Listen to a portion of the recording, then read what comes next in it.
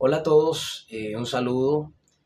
Mi nombre es José Antonio Fernández Gómez y bueno, en esta oportunidad queremos hablar mi grupo y mi persona de algunas de las crisis mundiales durante el siglo XX y el siglo XXI.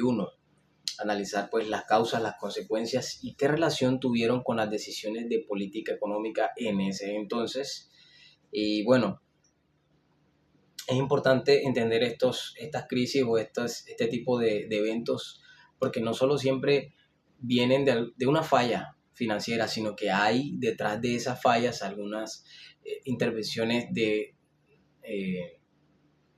de entidades estatales, de entidades gubernamentales o la negligencia de alguna de ellas, que contribuyen o influyen mucho en este tipo de crisis. Hablaremos de la Gran Depresión en el 1929, en el siglo XX.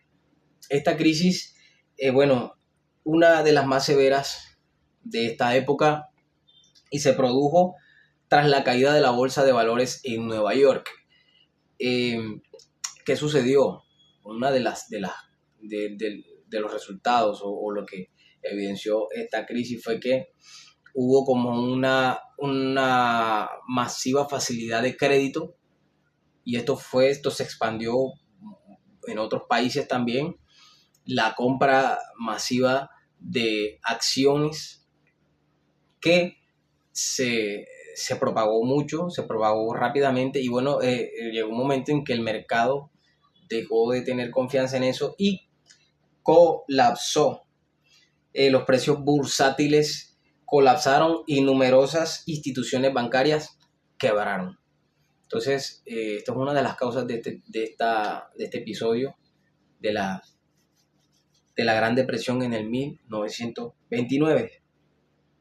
Y bueno, ya sabemos todo lo que deja una crisis, ¿no? Millones de personas desempleadas, la producción industrial cayó considerablemente, no solo en Estados Unidos, sino también en los países que estaban que tenían interdependencia con Estados Unidos. Y bueno, en base a esta crisis y analizando pues todo lo que ocurrió antes, durante y después, podemos determinar que no solo, como lo dije al inicio, son fallas financieras, sino que también las decisiones de política de economía intervienen mucho. La negligencia de entidades estatales, de entidades regulatorias, ¿sí? Entonces, este tipo de fallas tienen que ver mucho en el resultado del sistema monetario internacional también, del país y de todas las relaciones comerciales con los demás países. Entonces, bueno, esta es una de las crisis mundiales de las cuales le hablaremos durante este video. Crisis del petróleo y crisis asiática. Continuando con el recorrido histórico, encontramos la crisis del petróleo en 1973, relacionadas con decisiones geopolíticas y energéticas tomadas por países exportadores de crudo. El embargo del petróleo impulsado por la OPEP redujo la oferta internacional y elevó considerablemente los precios del petróleo. Esto afectó principalmente a las economías industrializadas, altamente dependientes de esta fuente energética. Los efectos económicos fueron inmediatos, se incrementó la inflación, aumentaron los costos de producción y aparecieron fenómenos de deceleración económica acompañados de desempleo y la situación conocida como estanflación. Frente a este escenario, varios gobiernos desarrollados implementaron políticas monetarias restrictivas y controles para contener la inflación, aunque dichas medidas también desaceleraron la actividad económica. Consideramos que esta crisis tuvo un componente fiscal y monetario importante porque impactó directamente el gasto estatal, los precios y las decisiones de política macroeconómica. Más adelante, en 1997, se produjo la crisis financiera asiática, iniciada en países como Tailandia, Indonesia y Corea del Sur.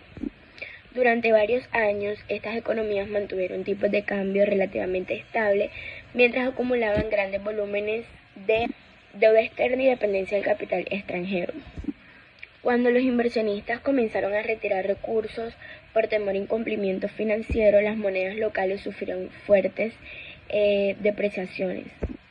Los efectos fueron severos, como quiebras empresariales, pérdida de reservas internacionales, desempleo y reducción de la inversión extranjera. El Fondo Monetario Internacional intervino ofreciendo programas de asistencia financiera acompañados de exigencia y ajuste económico. Esta situación es conocida principalmente como una crisis cambiaria, ya que el colapso del mercado de divisas y la presión sobre las monedas nacionales fueron factores centrales en su desarrollo. Soy Victoria Salgado y voy a hablar acerca de la crisis financiera global de 2008. Este otro acontecimiento fundamental fue la crisis financiera internacional de 2008. Esta fue originada nuevamente en Estados Unidos y asociada al mercado hipotecario. Durante varios años, entidades financieras otorgaron créditos de vivienda a personas con limitada capacidad de pago, bajo la idea de que el precio de los inmuebles continuaría creciendo indefinidamente. Estos préstamos fueron transformados en productos financieros complejos y distribuidos internacionalmente. Cuando los deudores empezaron a incumplir sus obligaciones, el sistema financiero perdió confianza y surgió un efecto dominó que afectó bancos e inversionistas alrededor del mundo. Instituciones reconocidas quebraron o requirieron rescates estatales para evitar un colapso mayor. Las consecuencias económicas incluyeron la caída del comercio, el aumento del desempleo y también la desaceleración global. Los países desarrollados respondieron con políticas expansivas, reducción de tasas de interés e inyección masiva de liquidez a través de sus bancos centrales. Aunque estas medidas ayudaron a estabilizar los mercados, también generaron debates sobre el papel del Estado en el rescate de entidades privadas. Desde nuestro análisis, esta fue principalmente una crisis bancaria y financiera, relacionada con problemas regulatorios y excesiva asunción de riesgos dentro del sistema crediticio internacional. Este episodio demuestra que la estabilidad económica depende no solamente del crecimiento financiero, sino también de reglas claras y supervisión adecuada. La crisis evidenció cómo la globalización financiera puede transmitir rápidamente problemas locales hacia el resto del mundo. Finalmente, encontramos la crisis asociada a la pandemia del COVID-19 en 2020. A diferencia de las crisis anteriores, esta tuvo origen sanitario, aunque sus defectos alcanzaron rápidamente dimensiones económicas globales. Las retribuciones de movilidad y el cierre temporal de actividades productivas interrumpieron cadenas de suministro, afectaron el comercio y redujeron el consumo. Las consecuencias fueron visibles en múltiples sectores. Aumento del desempleo, caída del Producto Interno Bruto y dificultades fiscales debido al incremento de gastos públicos destinados a la salud.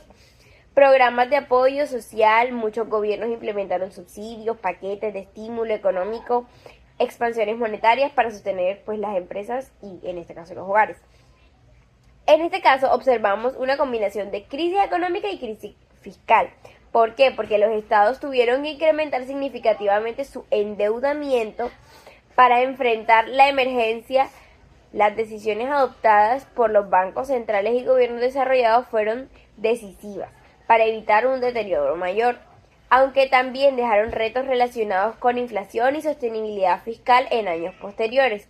Como reflexión final, consideramos que la crisis económica mundial muestran que las economías están profundamente conectadas y que las decisiones políticas monetarias, fiscales y financieras tienen repercusiones internacionales.